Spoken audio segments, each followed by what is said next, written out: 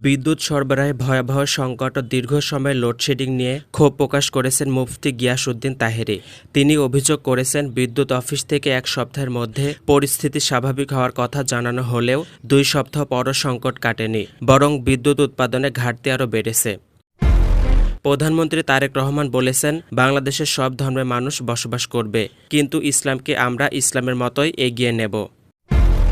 বাংলাদেশ খেলাফত মজলিসের আমির আল্লামা মামুনুল হক বলেছেন, জুলাই সনদ বাস্তবায়ন করলে, গণরায় কার্যকর করলে এ দেশে আর কখনো কোনো ফ্যাসিবাদ সৃষ্টি হবে না।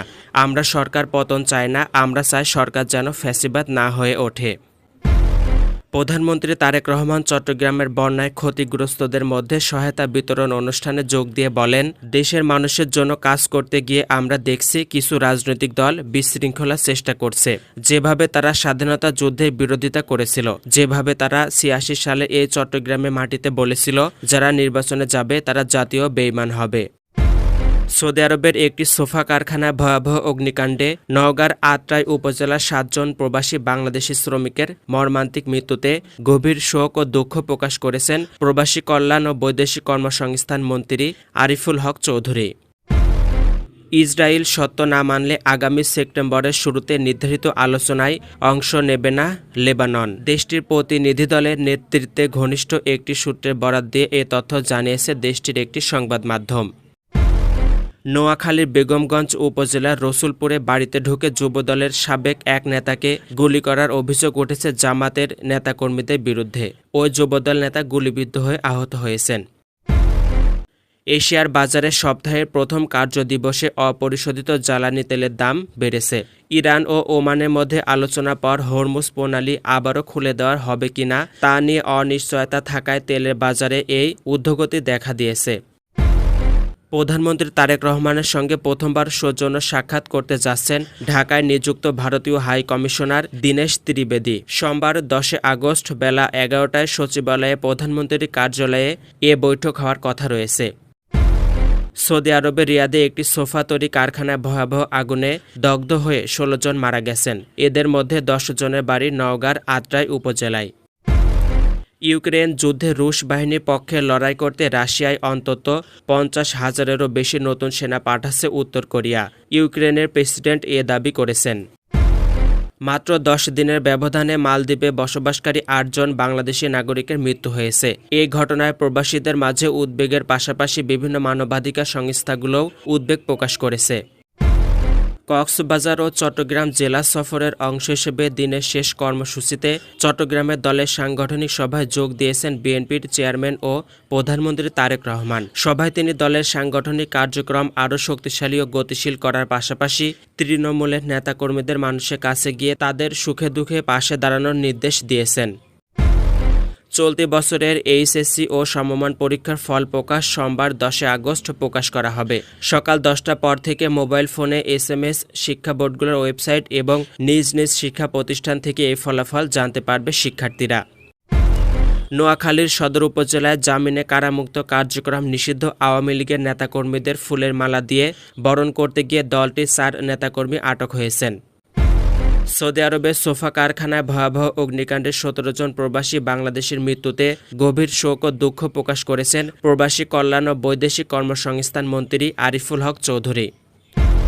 বিএনপির যুগ্ম মহাসচিব ও ময়মনসিংহ জেলা পরিষদের প্রশাসক সৈয়দ ইমরান সালে প্রিন্স বলেছেন, ক্ষুদ্র জাতিগোষ্ঠীর অধিকার, মর্যাদা ও নিরাপত্তা নিশ্চিত করতে হবে। কোনো ধরনের বৈষম্য, অবহেলা বা বঞ্চনা চলতে দেওয়া হবে না। ইরানের সঙ্গে চলমান সংঘাত দ্রুত শেষ করার পথ খুঁজছেন যুক্তরাষ্ট্রের প্রেসিডেন্ট ডোনাল্ড ট্রাম্প। এক্ষেত্রে ইরানের পারমাণবিক কর্মসূচি নিয়ে কোনো চুক্তি না হলেও আপাতত হরমুজ প্রণালীতে জাহাজ চলাচল স্বাভাবিক করাকেই বড় সাফল্য হিসেবে দেখছেন তিনি। গত কয়েকদিন বাংলাদেশের লোডশেডিং পরিস্থিতি আরও ভয়াবহ আকার ধারণ করেছে। এরই মধ্যে ভারত থেকে বিদ্যুৎ আমদানি প্রায় অর্ধেকে নেমে এসেছে। গ্যাস সরবরাহের সংকট দেশের ভঙ্গুর বিদ্যুৎ ব্যবস্থার ওপর নতুন করে প্রচণ্ড চাপ সৃষ্টি করেছে। তীব্র গরমে সারা দেশের লোডশেডিং সব রেকর্ড ভঙ্গ করেছে। ঢাকার বাইরে কোথাও কোথাও বিদ্যুৎ থাকছে না, এমনকি অনেক এলাকায় 10 ঘন্টা ধরে বিদ্যুৎ থাকছে না। চীনের পূর্বাঞ্চলে আঘাত হেনেছে শক্তিশালী টাইফুন ডলফিন। এরই মধ্যে 10 লাখের বেশি মানুষকে নিরাপদ স্থানে সরিয়ে নেওয়া হয়েছে। সমুদ্রপথের ঝুঁকি এড়িয়ে সরাসরি ভারত মহাসাগরে পৌঁছানো এবং ভারতের সঙ্গে স্থলপথের যোগাযোগ গড়ে তোলার লক্ষ্যে এক নতুন রেল রুট তৈরির প্রস্তাব বিবেচনা করছে রাশিয়া। অবশেষে হাসপাতাল থেকে বাড়ি ফিরলেন ভারতের অভিনেতা মিঠুন চক্রবর্তী। হাতের জটিল অপারেশনের পর শনিবার ৮ আগস্ট হাসপাতাল থেকে ছাড়পত্র পেয়ে চিকিৎসক ও নার্সদের প্রতি কৃতজ্ঞতা জানিয়ে বিশেষ বার্তা দেন তিনি। মার্কিন প্রেসিডেন্ট ডোনাল্ড ট্রাম্প সম্প্রতি এক সাক্ষাৎকারে ইঙ্গিত দিয়েছেন যে ইরানের বিরুদ্ধে এই মুহূর্তে নতুন করে কোনো সামরিক অভিযানে না গিয়ে দেশটির উপর ক্রমাগত অর্থনৈতিক চাপ বৃদ্ধির কৌশল অবলম্বন করতে যাচ্ছেন। শিক্ষা প্রতিষ্ঠানের উন্নয়নের জন্য কিংবা এমপিও ভুক্তির আবেদনপত্রে একটি সুস্পষ্ট প্রতিশ্রুতি যুক্ত থাকতে হবে। আমাদের প্রতিষ্ঠানে ক্লাসে পড়ানো হয় এবং শিক্ষার্থীদের বাইরে কোনো প্রাইভেট পড়তে হয় না, এমন মন্তব্য করেছেন সমাজকল্যাণ প্রতিমন্ত্রী ব্যারিস্টার ফারজানা শারমিন পুতুল। বিএনপির জাতীয় স্থায়ী কমিটির সদস্য সাবেক প্রতিমন্ত্রী ও সংরক্ষিত নারী আসনের এমপি সেলিমা রহমান বলেছেন, দেশের প্রতিটি অঞ্চলের মানুষের কাছে উন্নয়নের সফল পৌঁছে দেওয়াই সরকারের প্রধান লক্ষ্য। বিগত দিনে বৈষম্য ও অবহেলা পেছনে ফেলে একটি সমৃদ্ধ ও ন্যায়ভিত্তিক বাংলাদেশ গঠনে প্রশাসন ও রাজনৈতিক নেতাদের একযোগে কাজ করতে হবে। Bangladesh judicial service pay commission ২০২৫-এর প্রতিবেদন পর্যালোচনা করে প্রয়োজনীয় সুপারিশ দিতে ৭ সদস্যের একটি উচ্চ পর্যায়ের কমিটি গঠন করেছে সরকার। অর্থমন্ত্রী আমির খসরু মাহমুদ চৌধুরীকে সভাপতি করে এ কমিটি গঠন হয়েছে।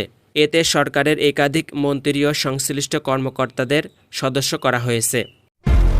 তেহরান যদি হরমুজ প্রণালী সম্পূর্ণ উন্মুক্ত করে দেয় তবে ইরানের সঙ্গে আনুষ্ঠানিক পরমাণু চুক্তির দাবি ছেড়ে দিতে সম্মত হতে পারেন মার্কিন প্রেসিডেন্ট ডোনাল্ড ট্রাম্প। গাজা থেকে সেনা প্রত্যাহারের বিষয়ে মার্কিন প্রেসিডেন্ট ডোনাল্ড ট্রাম্পের ১৫ দফার পরিকল্পনা সরাসরি প্রত্যাখ্যান করেছেন ইসরায়েলের প্রধানমন্ত্রী নেতানিয়াহু। তিনি স্পষ্ট জানিয়ে দিয়েছেন, ফিলিস্তিনি গোষ্ঠী হামাস পুরোপুরি ধ্বংস হওয়া না পর্যন্ত গাজা উপত্যকা থেকে কোনো সেনা সরাবে না ইসরায়েল। রাজধানী বনানীতে প্রায় ৫৭ লাখ টাকার জাল নোট নিয়ে স্বর্ণালংকার কেনার চেষ্টায় ঘটনায় গ্রেপ্তার মোহাম্মদ রুবেল আহমেদ ফকিরকে ২ দিনের রিমান্ড শেষে কারাগারে পাঠানোর আদেশ দিয়েছেন আদালত। দেশে প্রাইভেট টিউশন মহামারী আকার ধারণ করেছে এবং সন্তানের জন্য প্রতিটি বিষয়ে গৃহশিক্ষক দেওয়ার এক ধরনের সামাজিক মানসিকতা তৈরি হয়েছে বলে মন্তব্য করেছেন প্রাথমিক ও গণশিক্ষা প্রতিমন্ত্রী ববি হাজ্জাজ। বিশ্বের অনেক উন্নত দেশেও একই ধরনের প্রবণতা দেখা যায় উল্লেখ করে তিনি বললেন, এ অবস্থা পরিবর্তন আনতে হবে, পরিবর্তন আনা প্রয়োজন।